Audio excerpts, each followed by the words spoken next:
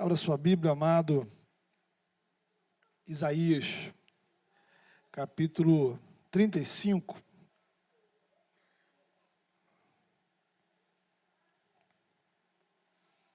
Estamos aí revisitando esse texto.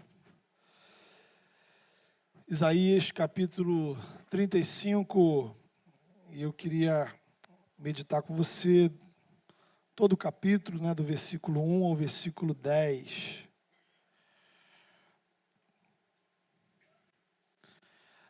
Isaías 35, a palavra de Deus diz assim: o deserto e a terra se alegrarão, o ermo exultará e florescerá como o narciso. Florescerá abundantemente, jubilará de alegria e exultará. Deu-se-lhes a glória do Líbano, o esplendor do Carmelo e de Saron. Eles verão a glória do Senhor, o esplendor do nosso Deus. Fortalecei as mãos frouxas, firmai os joelhos vacilantes. Dizei aos desalentados de coração: sede fortes, não temais, eis o vosso Deus. A vingança vem, a retribuição de Deus, Ele vem e vos salvará. Então se abrirão os olhos dos cegos, e se desimpedirão os ouvidos dos surdos, e os coxos saltarão como servos, e a língua dos mudos cantará, pois águas arrebentarão no deserto, e ribeiros no ermo. A areia esbraseada se transformará em lagos, e a terra sedenta em mananciais de águas. Onde outrora viviam chacais, crescerá a erva com canas e juncos, e ali haverá bom caminho, caminho que se chamará o caminho santo. O imundo não passará por ele, pois será somente para o seu povo. Quem quer que por ele caminhe não errará, nem mesmo louco. Aí não haverá leão, animal feroz não passará por ele, nem se achará nele, mas os gemidos andarão por ele. Os resgatados do Senhor voltarão e virão a Sião com cânticos de júbilo. Alegria eterna coroará a sua cabeça. Gozo e alegria alcançarão, e deles fugirá a tristeza e o gemido. Amém. Fé e esperança, apesar das circunstâncias. É a nossa série. E aí, como é que tá? Tá gostando? Tá curtindo? Como é que tá o seu caderninho de anotações aí?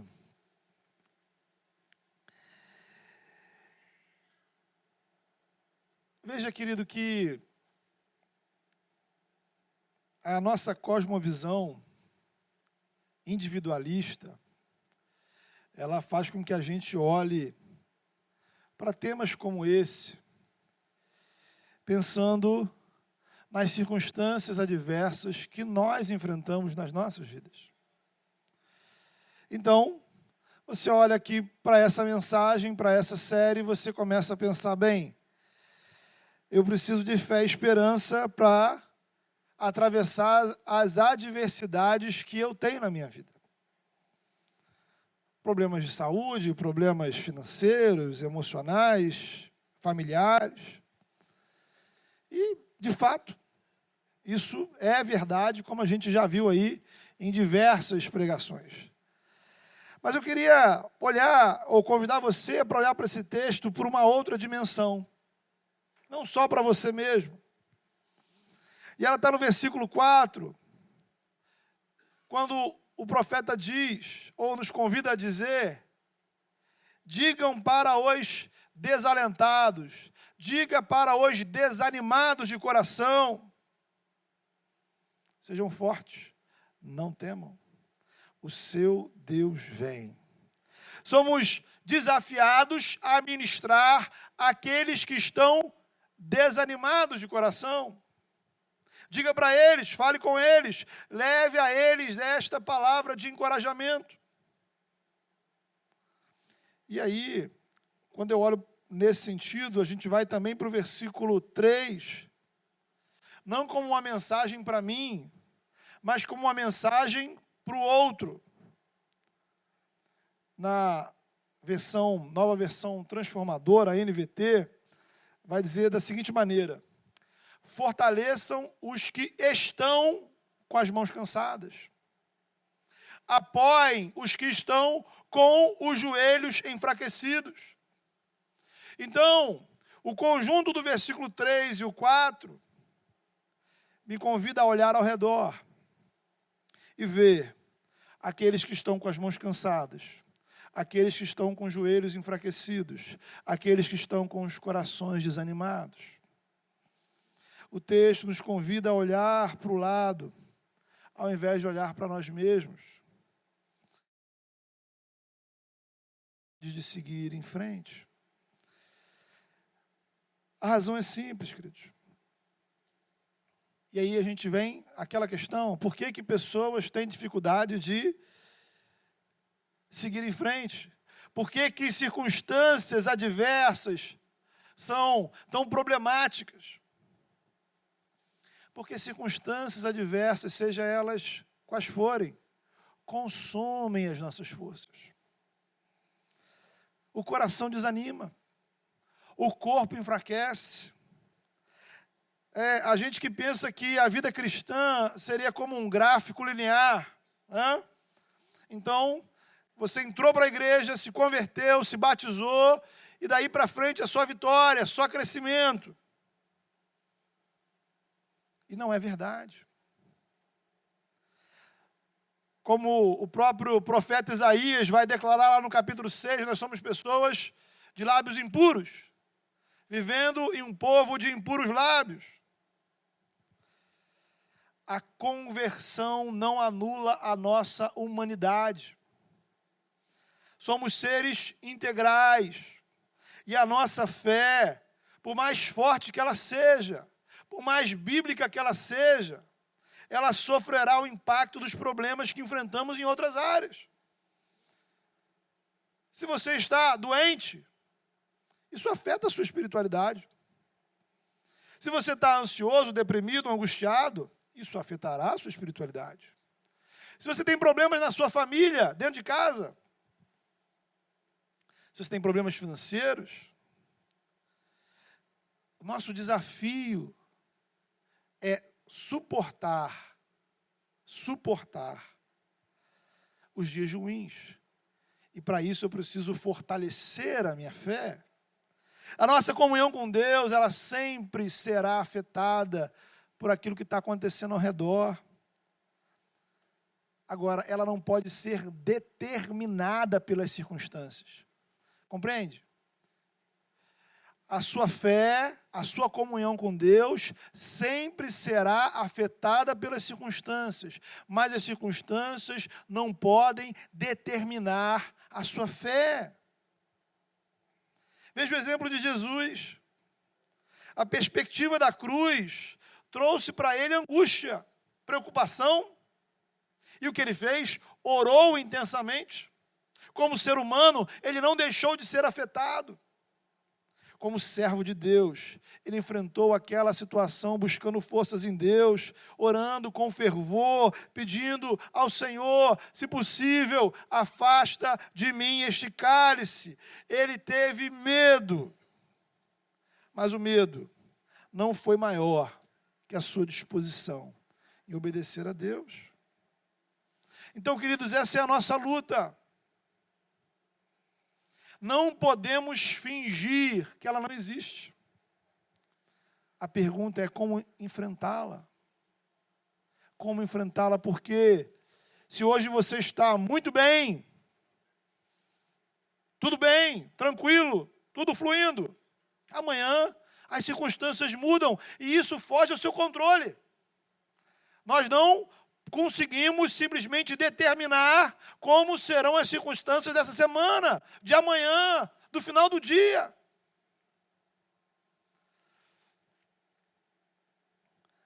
Todos temos momentos onde estamos tão nervosos e ansiosos que não conseguimos orar. Momentos em que você está tão triste, tão frustrado, tão decepcionado, que você não tem vontade alguma de vir ao culto. Momento em que as circunstâncias tomam conta da sua cabeça, ao ponto de você nem mesmo conseguir se concentrar para ouvir essa pregação, ou mesmo ouvir uma devocional de 5 minutos. Você não consegue parar de pensar nos seus problemas.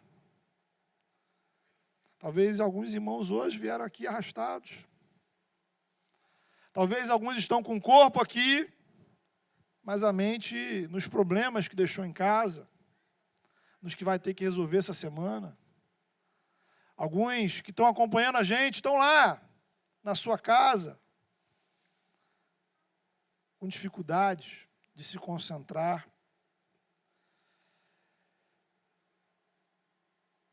E há um agravante nisso tudo. Porque às vezes o nosso cansaço, ele está diretamente ligado ao nosso relacionamento com Deus. Então, veja, até aqui nós pontuamos como as circunstâncias externas afetam a sua fé. Como se amanhã você acordar com resfriado, isso por si só já afeta a sua disposição de orar, né?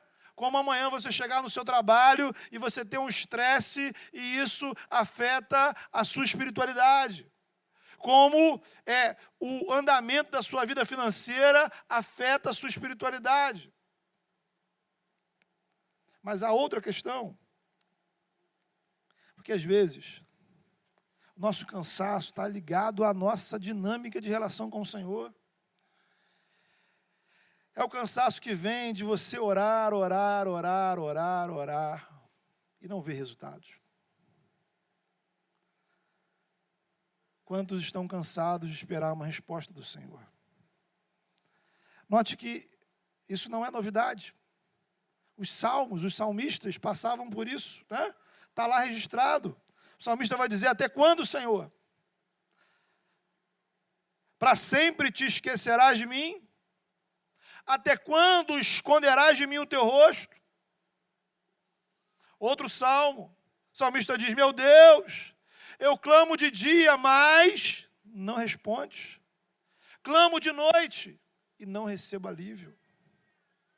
Senhor, por que estás longe? Por que te escondes de mim em tempos de angústia? Talvez essa seja a sua sensação não verbalizada. Às vezes a gente se cansa de tentar ser fiel, de tentar sermos obedientes em um mundo corrupto. Às vezes, fazer o bem é cansativo.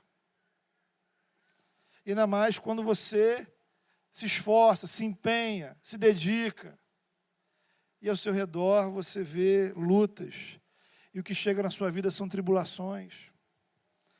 Ser honesto em um mundo desonesto, ser gentil e solidário em um mundo egoísta e violento, ser puro em um mundo depravado. Quantos estão cansados de tentar acertar, mas não conseguem evitar o pecado? O mundo te cansa, você mesmo se cansa. Os seus erros, seus fracassos te cansam. Há também, claro, aqueles que ficam cansados da igreja, cansados do ministério, cansados de servir ao Senhor, cansados do que precisam abrir mão, cansados do sacrifício, da responsabilidade, da rotina, dos mesmos problemas, cansado dos irmãos, das pessoas. Eu queria dizer algumas coisas para você nesse sentido. A primeira delas, querido, é que é absolutamente normal o que você está passando. Não se sinta culpado por isso. Sentir-se assim não é necessariamente pecado. Significa que você é humano e é integral. Circunstâncias afetam a nossa fé. Todo relacionamento com Deus passa por oscilações. Há momentos que as mãos enfraquecem. Há momentos que os joelhos perdem a força. Há momentos que os corações desanimam. Há momentos que é muito difícil seguir em frente. Na Bíblia, querido, vemos servos de Deus que passaram por isso. E nos ajuda a perceber que não é tão estranho assim, esse sentimento, essa sensação. A gente vai lá olhar a história de Moisés, que é uma história muito bacana. Lá pela milésima vez o povo estava reclamando com Deus. Reclamava. E um dia, Moisés virou para Deus e falou: Senhor, eu não aguento mais. Esse povo aqui é problema do Senhor. Nada disso aqui foi ideia minha. E eu não aguento esse cargo, não aguento essa função. Seria um favor para mim se o Senhor me matasse.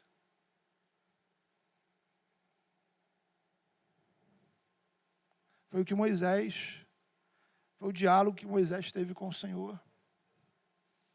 Sabe aquele dia que você acorda, não quer sair da cama, e se você pudesse, dormiria o resto do dia, o resto da semana e talvez o resto da vida?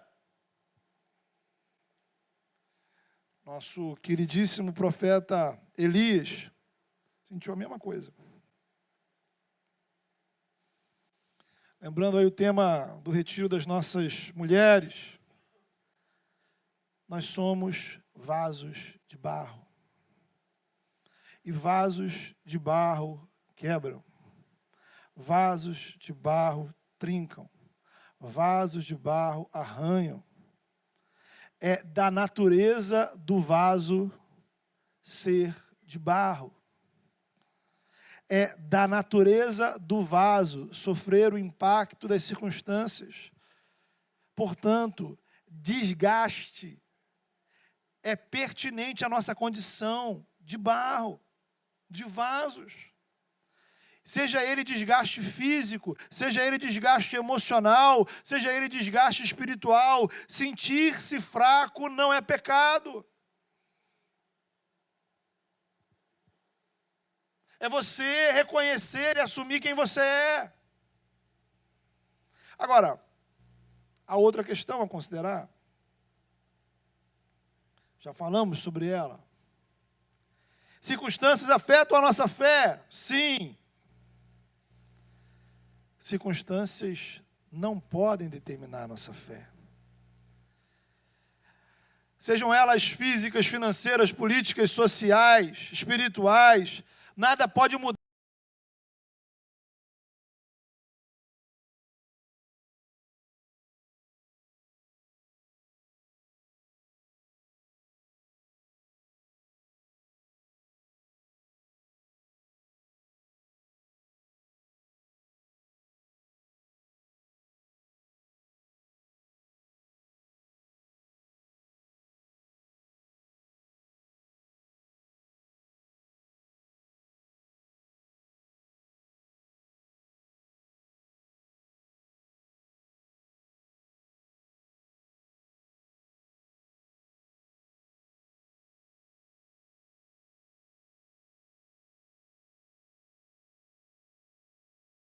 Mais envergonhado. Talvez você sente sem motivação alguma para fazer a vontade de Deus. Significa que você está com as mãos cansadas, com os joelhos fracos, com o coração desanimado. E a pergunta é: o que você precisa fazer quando está assim? Entendendo que nós estamos assim, nós ficamos assim, e isso acontecerá diversas vezes na nossa caminhada, e talvez você chegou assim, hoje aqui, talvez você está em casa assim nesse momento. Nas palavras do apóstolo Pedro: para onde iremos, Senhor? para onde iremos? Se somente o Senhor tem as palavras da vida eterna. Nas palavras de Jesus, venham a mim os que estão cansados e sobrecarregados, pois eu vos aliviarei. Nas palavras do texto que lemos, digam aos desanimados de coração, não tenha medo. Eis o vosso Deus, Ele vem. Talvez, meu querido, você veio aqui nessa manhã para ouvir isso. Não desanime. Não desanime. Fique firme. Deus está vindo para agir nas circunstâncias da sua vida. Ele está vindo para manifestar a sua glória. O Senhor está aqui para renovar as suas forças. Das palavras de Isaías, capítulo 41, o Senhor é aquele que faz forte ao cansado e multiplica as forças ao que não tem nenhum vigor. Deixa eu dizer uma coisa para você que é muito importante, você precisa guardar isso no seu coração. Não importa como você se sente. Não importa como você se sente. Não importa o tamanho da sua dor. Não importa o tamanho do seu pecado. Não importa o tamanho da sua incredulidade. Não importa o tamanho da sua frieza espiritual. O que importa é a quem você vai entregar a sua dor. A quem você vai apresentar este coração incrédulo? A quem você vai entregar essa vida fria e vazia? O que importa é diante de quem você está. E você precisa estar na presença de Deus. Triste ou feliz, animado ou desanimado, tranquilo ou irritado, em paz ou angustiado, cheio de fé ou cheio de pecado. Circunstâncias não podem afetar a minha posição espiritual. É na presença de Deus que nós precisamos estar. Porque é na presença de Deus que milagres acontecem. É na presença de Deus que milagres acontecem. Sabe, o texto vai usar aqui a poesia, a metáfora, para descrever algo que Deus vai realizar no futuro, em toda a criação. Isso que Deus um dia vai realizar sobre todo o universo, Deus já começou a fazer na história, em nossas vidas, por meio de Jesus, por meio do Evangelho, pelo agir do Espírito. E essa mesma poesia, ela pode ser aplicada à sua vida. Você pode ser esse deserto e essa terra seca que de repente, milagrosamente, se tornará um lindo jardim, cheio de vida. Porque um rio de água viva começa a fluir do céu sobre a sua vida. A questão é, em quem confiamos? A quem entregamos as nossas vidas? O poder que vai mudar o meu interior, irmãos, não vem do meu interior, vem do céu, vem de Deus. O poder que pode fazer o deserto da minha alma florescer é o agir do Espírito Santo. E é por isso que é a Ele que eu vou me entregar, é a Ele que eu vou buscar, não tem a ver comigo, com o que eu posso fazer. Por isso, oraremos sem vontade de orar. Cantaremos sem vontade de cantar. Leremos a palavra sem vontade de ler. Serviremos sem vontade de servir. Falaremos do Evangelho sem vontade de falar. Estaremos no culto sem vontade de estar. E nada disso é hipocrisia. Na verdade, é o inverso. É a mais pura e genuína fé. É a mais pura e genuína obediência. Porque é a presença dEle. é a glória dele resplandecendo sobre nós. É o Espírito Santo agindo em nós, que fará com que algo novo surja neste deserto de frieza e incredulidade. Eu creio nele, não em mim. Eu confio nele, não em mim. Diz Isaías no capítulo 55, ele vai comparar o efeito da palavra de Deus na nossa vida como o efeito da chuva e da neve que descem do céu. Mais uma metáfora linda. Ele vai dizer que essa chuva e essa neve, primeiro, caem sobre a terra. E ela, de forma lenta e progressiva, vai regando, porque ela vai sendo absorvida pelo solo. E aos poucos, então, esta palavra, quer você ou não queira você, goste de você ou não goste, esteja disposto ou não, esta palavra, porque é de Deus, ela vai se entranhando na sua mente, no seu coração, na sua alma, e ela vai fecundando sementes da graça dentro da sua vida. E aí, milagrosamente, aos poucos, brotam na sua vida sementes de alegria, brotam na sua vida sementes de fé, brotam na sua vida sementes de santidade, brotam na sua vida sementes de amor pela igreja, brotam em sua vida sementes de arrependimento, brotam em sua vida sementes de renovação espiritual, brotam em sua vida sementes de conversão, brotam em sua vida sementes de algo sobrenatural plantado por Deus, e você se pergunta, onde foi, quando foi que eu plantei? E não foi você que plantou, foi o Senhor que plantou na sua vida. Ele plantou, Ele regou, Ele fez crescer, porque a obra é dEle.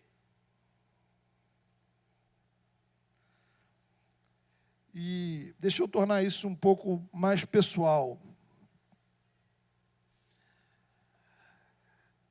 Irmãos, não é um nem dois, né? Mas são muitos os domingos na minha caminhada que eu venho aqui ao culto e subo para pregar a palavra, sem disposição alguma. E quantas são as vezes que na minha vida, na minha rotina, na minha casa, me falta completamente a motivação para orar, a motivação para fazer a devocional, a motivação para ir ao núcleo, a motivação para fazer uma série de outras tarefas do meu ministério, da minha vida cristã.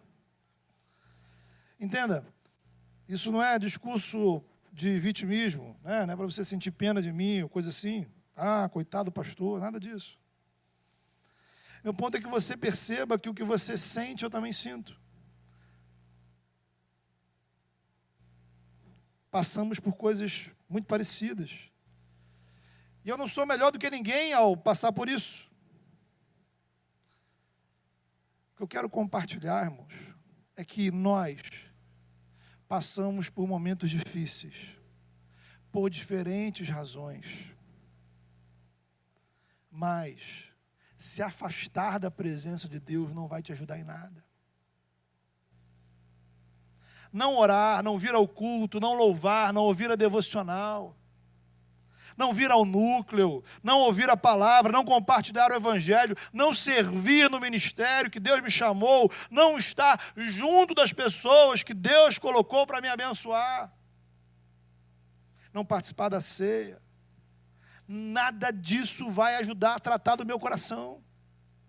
Nada disso vai ajudar a resolver o meu problema espiritual.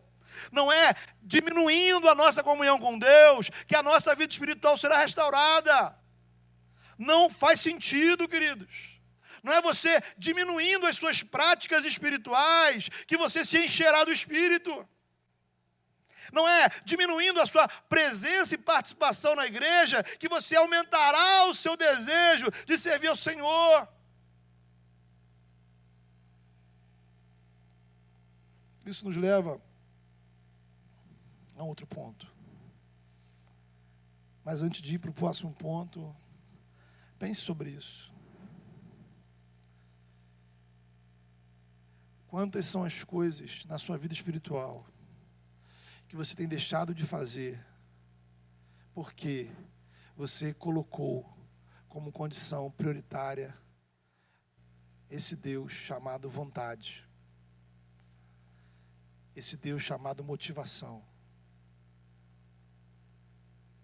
Deixa a motivação de lado, deixa a sua vontade de lado, creia no poder de Deus. Se coloque na presença de Deus. Se exponha à influência do Espírito. Porque é de Deus que virá transformação para o deserto do seu coração. É dele que vem. E aí, queridos, como eu falei no início, né, é importantíssimo a gente olhar para esse texto de uma perspectiva comunitária. O texto traz uma palavra de fé, de esperança, de encorajamento que precisa ser compartilhada. Veja, há momentos que o texto diz para a gente, né? Dizer aos desanimados de coração, fortalecer os que estão com mãos cansadas, firmar os que estão com joelhos vacilantes. Bem, esse encorajamento vem do Senhor para as nossas vidas, vem do céu para a gente. Mas ele chega para a gente por meio de pessoas, por meio da igreja, por meio de irmãos e irmãs que são instrumentos do agir de Deus. Então a igreja precisa ser um espaço de encorajamento mútuo. Sabe? Dê uma olhadinha aí na pessoa que está do seu lado aí. É para olhar mesmo. Olha aí, quem está do seu lado aí. Tudo bem? Reparou, percebeu, prestou atenção? Essas pessoas podem estar enfrentando grandes tempestades na sua vida. Há irmãos com crises seríssimas, crises espirituais, crises emocionais, crises familiares, crises financeiras, crises na sua saúde. Há irmãos pensando em desistir da igreja, outros pensando em desistir de Deus, e outros pensando em desistir da própria vida. E aqueles que pensam em desistir do ministério, desistir de suas famílias. E nós, irmãos, somos chamados a semear fé e esperança nesses corações. Não fosse assim, a palavra de Deus não nos diria lá em Hebreus capítulo 3, versículo 13. Encorajem-se uns aos outros todos os dias, durante o tempo que se chama hoje, de modo que nenhum de vocês seja endurecido pelo engano do pecado. Então, Hebreus vai dizer que o remédio, note bem, o remédio contra o endurecimento do pecado é o encorajamento mútuo. É um encorajamento recíproco, é um encorajamento que acontece na comunhão entre os irmãos. O apóstolo Paulo vai lá na primeira carta aos Tessalonicenses dizer, por isso, animem-se, ajudem-se uns aos outros. Há dois tipos de encorajamento. Há o encorajamento pela palavra, há o encorajamento pelas ações. Somos chamados a encorajar por meio de palavras. Veja aí, os desanimados de coração precisam ouvir. Sejam firmes, fiquem firmes, não tenham medo, tenham coragem. O seu Deus virá. Veja que, talvez você ache, esse negócio de motivação é papo de coach, né? Mas note, o próprio Deus se preocupou em encorajar Josué. Né? Vai lá, meu filho. Força, coragem, não desanime. Antes disso, o próprio Moisés encorajou o povo de Israel a tomar posse da terra, dizendo: sejam fortes e corajosos, não tenham medo, nem fiquem apavorados por causa dos inimigos. Por quê? Por que eu não vou ter medo? Por que eu vou ter coragem? Pois o Senhor, o seu Deus, vai com vocês. Ele nunca os deixará, nunca os abandonará. Paulo escreveu 2 cartas a Timóteo para encorajá-lo. O livro de Apocalipse existe no Novo Testamento para encorajar cristãos em dias difíceis, para que permanecessem fiéis sem abrir mão do seu testemunho. Eu pergunto a você, querido, sabe? Qual foi, pensa aí, a última vez que você procurou alguém da igreja, algum irmão, alguma irmã, para dizer: meu irmão, minha irmã, eu louvo a Deus por sua vida. Não desanime, fique firme. O seu trabalho não é vão. A sua vida me abençoa. Já fez isso? Não fez? Então, vai lá de novo no YouTube, ouve de novo, anota a frase e manda para alguém. Eu desafio você, querido. É um desafio muito simples. Traga palavras de encorajamento para os irmãos da comunidade. Procure os irmãos que trabalham em times diferentes do seu, gente com quem você talvez não tenha contato normalmente, gente que está trabalhando aqui, acolá. Traga uma palavra de incentivo. Acabando o culto, procure o visitante. Procure a pessoa que está chegando na igreja e traga uma palavra de encorajamento. Olha, eu estarei orando pela sua vida porque você está na direção certa e o seu lugar é na presença de Deus. Procure aquele irmão e aquela irmã que você já não está mais vendo aí ao seu lado. Mande uma mensagem de encorajamento. Como é bom, irmãos, recebermos palavras de encorajamento. É bom a gente abençoar o outro. E é bom a gente ser abençoado. Né? Também precisamos tirar a nossa arrogância, o nosso orgulho e reconhecer. É bom sermos encorajados. É bom sermos incentivados. Falei antes das lutas e dificuldades que a gente atravessa, né? Pelo menos para mim, como faz diferença o retorno que eu recebo dos irmãos. Mais do que uma palavra de encorajamento, quando você está sem força, sem motivação, sem disposição, cada palavra que chega, cada feedback que a gente tem, cada testemunho, pelo menos da maneira como eu encaro, e eu queria convidar você a encarar da mesma forma. São sinais de Deus. São sinais de Deus de que nós não podemos mudar a nossa rota. São sinais de Deus de que nós estamos no caminho certo. São sinais de Deus que nós precisamos seguir em frente. Encoraje. Seja um sinal de Deus na vida de alguém. Seja o sinal de Deus na vida de alguém que não é crente, que está chegando, que está lutando, que está visitando, que já é membro, que já trabalha, seja quem for. Seja quem for. E ore para o que você tem recebido. Receba com humildade aquilo que você tem recebido como um sinal de Deus para a sua vida. Abençoamos também, queridos, por meio, encorajamos também, né, por meio de ações. O texto vai dizer aqui: fortaleçam os que estão de mãos caídas, apoiem os que estão de joelhos tremendo. Encorajamos com palavras, encorajamos com ações. Ações de encorajamento é quando damos suporte.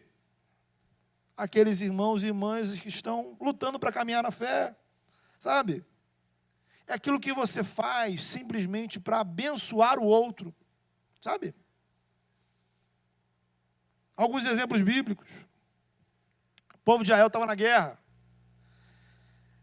E Moisés estava lá com as mãos levantadas. Enquanto Moisés estava com as mãos levantadas, o povo vencia. E se você ficar aí com a mão levantada por alguns minutos, a sua mão vai dar cãibra. E você vai abaixar a sua mão. E das mãos de Moisés não era diferente. As mãos de Moisés cansaram. Ele abaixou a mão. Quando abaixou a mão, o povo começou a perder a guerra. Então ele levantou a mão de novo. O povo venceu. Ele abaixou a mão, o povo perdia. E então ele entendeu que ele não poderia ficar com as mãos abaixadas. Arão e Ur ficaram lá segurando as mãos dele o dia inteiro, até que a guerra acabasse. O papel de uns é levantar as mãos. O papel de outros é suportar, dar suporte aos que estão com mãos levantadas. E ambos são fundamentais para que o povo de Deus avance.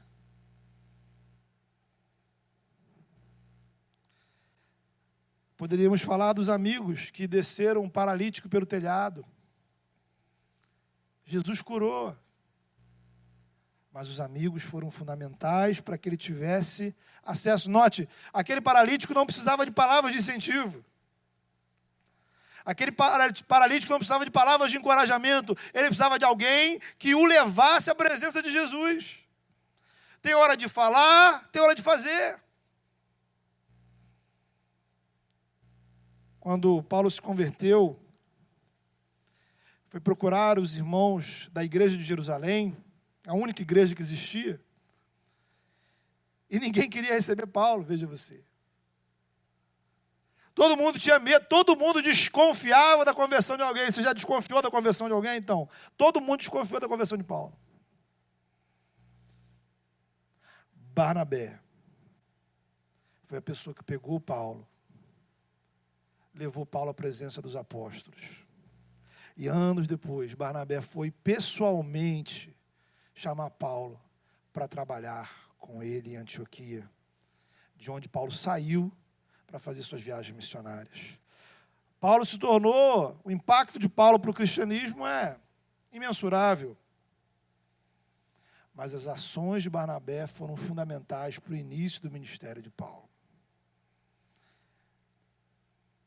Eu me sinto tentado a citar nominalmente irmãos que, de forma concreta, me abençoaram com ações, com atitudes que trouxeram para o meu coração encorajamento. Mas eu vou resistir à tentação. São muitos. E é isso que a gente precisa viver, irmãos. A gente precisa encorajar por palavras, precisamos encorajar por ações. O que a gente não pode ser é pedra de tropeço, né? Aquela história, se você não vai ajudar, não atrapalhe, né? Então, é um princípio espiritual bastante válido. Então, eu queria que você orasse ao Senhor. Em primeiro lugar, para que você seja mais do que um recebedor de bênçãos. Que você se disponha a ser um abençoador. Mais do que o que Deus vai fazer na sua vida, é o que através da sua vida Deus vai fazer na vida de outros. Peça ao Senhor discernimento para perceber quem ao seu redor está precisando de ajuda, de encorajamento, sabe? Peça ao Senhor para tirar da sua vida as ações e as palavras que não abençoam. Mas peça ao Senhor capacidade para ter a palavra certa, na hora certa, para as pessoas certas. E tenha a humildade também de orar: Senhor, eu estou precisando de encorajamento. Senhor, eu estou precisando de pessoas que demonstrem os sinais do Senhor na minha vida. Pessoas que me ajudem a seguir em frente. Pessoas que me ajudem a ficar com as mãos levantadas. Pessoas que me deem suporte. Para que eu não seja vencido pelo desânimo. Feche os seus olhos. Fale com o Senhor nessa hora. Eu vou orar por você. Mas é muito importante que você ore por você. Que você diga ao Senhor as palavras. Que você diga ao Senhor. Você que está sem motivação, você que está sem ânimo. Seja lá qual for a razão disso. Peça a graça do céu para a sua vida. Peça a graça do céu. Nós cremos que na presença do Senhor há a ação do Espírito Santo. O Senhor é aquele que resplandece o rosto dele sobre nós.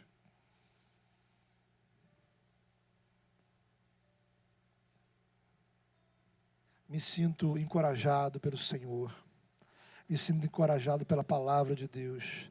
Me sinto encorajado pelos irmãos e pelas irmãs que são abençoadas e que nos abençoam.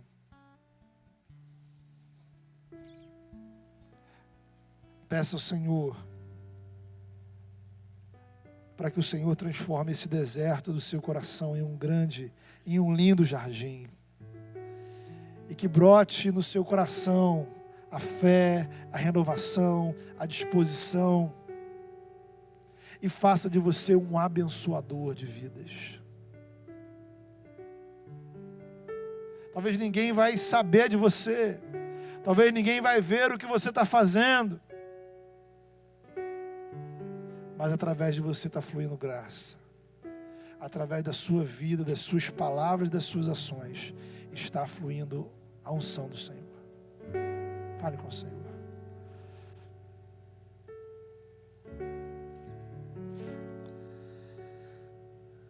Deus amado, de nada adianta, Senhor, estarmos diante do Senhor de forma hipócrita, Senhor. Tu conheces o nosso coração. Tu sabes daquilo que a gente fala e daquilo que a gente não fala. Tu sabes, ó Pai, mesmo daquilo que sentimos e temos vergonha de dizer. Que pensamos, mas não verbalizamos. Tu sabes, ó Pai, da falta de motivação, das tristezas.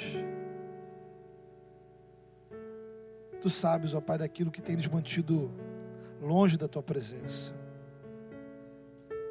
Pai, eu não sei como cada um dos irmãos chegou aqui, Senhor, nessa manhã. Eu não sei, ó Pai, como cada um, ó Pai, que está acompanhando esse culto, ó Deus, está nesse momento. Mas eu sei, Senhor, que muitos foram os momentos que aqui eu cheguei, Senhor, com o coração cansado, desanimado. E quantas foram as vezes, Senhor, que o Senhor ministrou o meu coração. Pela Tua palavra, pela vida de irmãos. Eu peço ao Senhor que em nome de Jesus, nesse momento, Senhor, pelo poder que há no Teu Espírito, pela autoridade que há no nome de Jesus, o nome sobre todos os nomes, ó Pai. Pai, vem sobre os nossos corações, ó Pai. Vem, ó Pai, dentro das almas, das vidas, das mentes, ó Pai, desses irmãos e dessas irmãs. E faz milagres, ó Deus. Milagres, ó Pai, internos. Faz brotar, ó Pai, algo novo nessas vidas, ó Deus. Faça eles, ó Pai, sentirem de maneira milagrosa, Senhor, o reflexo da Tua glória. Aquilo que somente o Senhor pode realizar. Renova, Senhor, o ânimo dos que estão cansados e desanimados, ó Pai. Restaura as forças, ó Pai, daqueles que estão sem vigor. Fortalece o coração daqueles, ó Pai, que estão, Senhor, sofrendo com circunstâncias adversas, ó Pai. Senhor, em nome de Jesus, que a Tua graça nos atraia de maneira irresistível, Senhor, e que a atração da Tua graça seja maior do que os problemas e preocupações. Pai, abra os nossos olhos para percebermos os sinais do Teu poder em nossas vidas, ó Deus. Os sinais da Tua graça, os sinais da Tua presença, os sinais do Teu amor. Para que os nossos olhos cansados, tristes, cabisbaixos, eles se renovem, Senhor. Eles brilhem, Senhor, com a percepção da Tua presença entre nós. E que assim, ó Pai, revigorados pelo Senhor, animados no Teu poder, cheios do Teu Espírito, sejamos instrumentos de bênção, Senhor, na vida dos irmãos que estão ao nosso redor. Pai, em nome de Jesus, nos ajuda a olhar para o outro, Senhor. Nos ajuda a semear fé e esperança no coração do outro, Senhor. Quebra do nosso coração todo o individualismo, todo o egoísmo, Senhor. Pai, em nome de Jesus, que não sejamos pedra de tropeço na vida de ninguém, mas sejamos, ó Pai, suporte espiritual. Que possamos, ó Pai, ajudar a segurar as mãos daqueles, ó Pai, que estendem suas mãos para abençoar. Que possamos ajudar a levar os nossos amigos à Tua presença. Que possamos, ó Pai, servir, Senhor, para que pessoas sejam acolhidas na Tua igreja. Que possamos contribuir com o Teu povo e com o Teu reino, Senhor. Em nome de Jesus, que as nossas palavras, que as nossas ações cheguem ao coração de outras pessoas, como a ação do Senhor, como palavras do Senhor, como o toque da Tua mão. Que sejamos as mãos do Senhor abençoando vidas, ó Pai.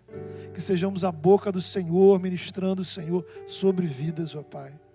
E que assim, Senhor, juntos, uns aos outros, possamos, ó Pai, ter um coração vivo na Tua presença, servindo ao Senhor nesse mundo. Faz isso nessa igreja, Senhor. Faz isso entre nós. Faz isso através de nós. Para a Tua glória. Deus, eu agradeço ao Senhor, ó Pai.